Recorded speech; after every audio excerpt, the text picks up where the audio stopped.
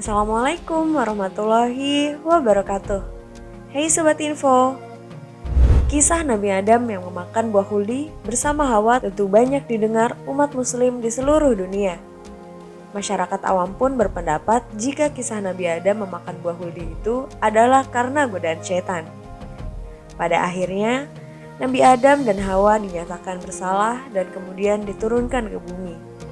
Kisah itu secara turun-temurun disampaikan sebagai bentuk pembelajaran umat muslim. Terlepas dari itu, ada sebuah hadis yang mengisahkan perdebatan antara Nabi Adam dan Nabi Musa berkaitan dengan kisah memakan buah huldi tersebut. Disampaikan jika Nabi Musa mendebat Nabi Adam, bahkan menyalahkan Nabi Adam yang tergoda dengan rayuan setan. Dalam kehidupan sehari-hari, kita sering melihat orang berdebat atau bahkan kita sendiri yang berdebat. Hal tersebut sangatlah lumrah bagi kita. Namun, bagaimana jika yang berdebat antara Nabi Allah yang memiliki berbagai kelebihan dibanding manusia biasa? Tidak banyak yang mengetahui mengenai kisah perdebatan Nabi Adam dan Nabi Musa alaihissalam. Namun, banyak sekali pelajaran yang bisa kita ambil dari kisah tersebut.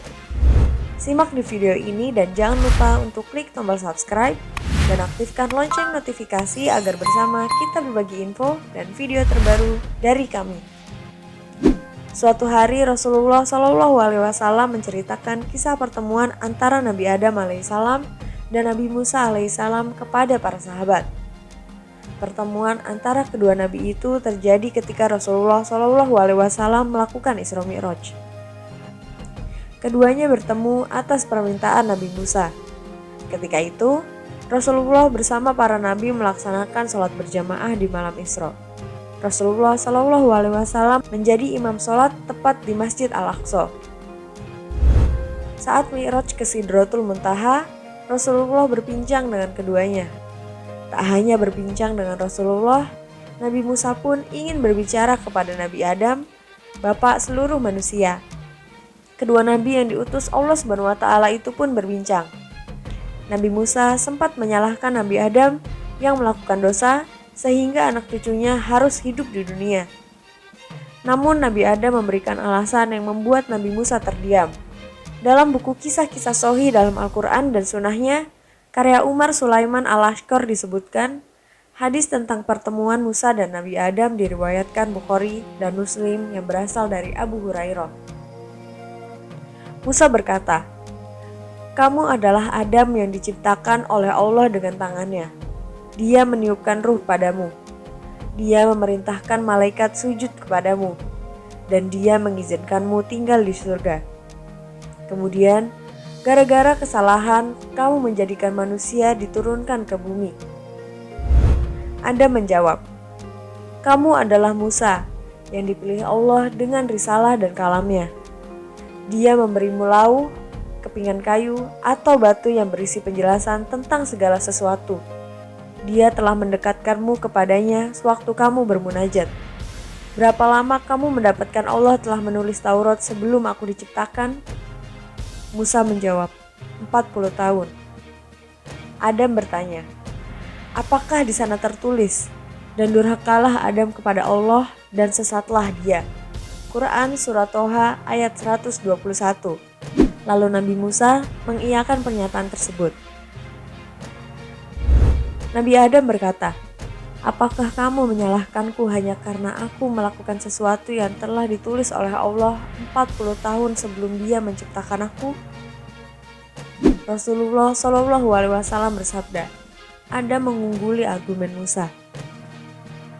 Setiap orang memang ditakdirkan untuk hidup dalam kelelahan dan kepayahan. Sesungguhnya, kami telah menciptakan manusia berada dalam susah payah. Quran Surat Al-Balad ayat 4. Kelelahan dan kepayahan ini bermula dari hal yang sederhana, seperti kehausan. Untuk mendapatkan air minum, haruslah seseorang melalui usaha menimba air atau mencari uang untuk membeli air. Tak hanya manusia biasa, Nabi dan Rasul pun mengalaminya. Bahkan kelelahan dalam kepayahan yang mereka alami jauh lebih sulit dibandingkan manusia biasa. Nabi Musa harus merasakan kejaran Fir'aun dan tentaranya. Saat itu, ia kabur dari Mesir ke Madian karena membunuh seorang laki-laki Kipti. Kemudian, dia menjadi gembala kambing selama 10 tahun. Setelah Allah mengangkatnya menjadi nabi, Musa menghadapi Firaun dan tugasnya kian berat. Ia juga menghadapi kejahatan Bani Israel.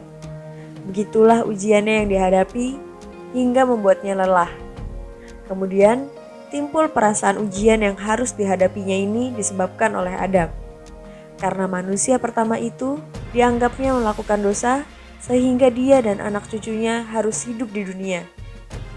Setelah Allah SWT menciptakan Adam, Dia memerintahkan manusia pertama itu tinggal di surga. Kehidupan dan kebutuhannya dijamin oleh Allah SWT dari pakaian dan makanan. Ia pun diizinkan mengambil buah-buahan dan meminum air dari sungai mana saja kecuali satu pohon. Namun Nabi Adam durhaka. Ia tetap saja memakan buah dari pohon terlarang karena bisikan setan. Kemudian Allah menurunkannya dari rumah yang kekal ke rumah yang penuh lelah. Anak cucunya ditakdirkan untuk hidup dengan perjuangan yang tidak mudah. Saat Nabi Musa bertemu bapaknya, ia mengeluhkan hidupnya dan menyalahkan Nabi Adam. Padahal Allah telah memberikan kemuliaan langsung diciptakan dari tangan Allah, sedangkan lainnya dengan kata kun. Menurut Nabi Musa, tidak sepantasnya Nabi Adam durhaka kepada Allah. Namun Adam tidak menerima disalahkan oleh Nabi Musa. Nabi Adam kecewa. Kata-kata itu dilontarkan oleh Nabi Musa yang seorang nabi. Padahal Allah juga memberikan kemuliaan yang lebih kepada Nabi Musa melalui kitab Taurat. Di dalam Taurat Allah menuliskan wahyu, seharusnya Musa lebih paham dengan apa yang dipermasalahkannya. Apa yang dilakukan Adam ada dalam Taurat, sedangkan Taurat diciptakan 40 tahun sebelum Adam tercipta. Setiap peristiwa memiliki hikmah. Keluarnya Nabi Adam dari surga memiliki hikmah kebaikan yang tentu lebih diketahui Allah dibandingkan makhluknya. Wallahu a'lam bishawab. Wassalamualaikum warahmatullahi wabarakatuh.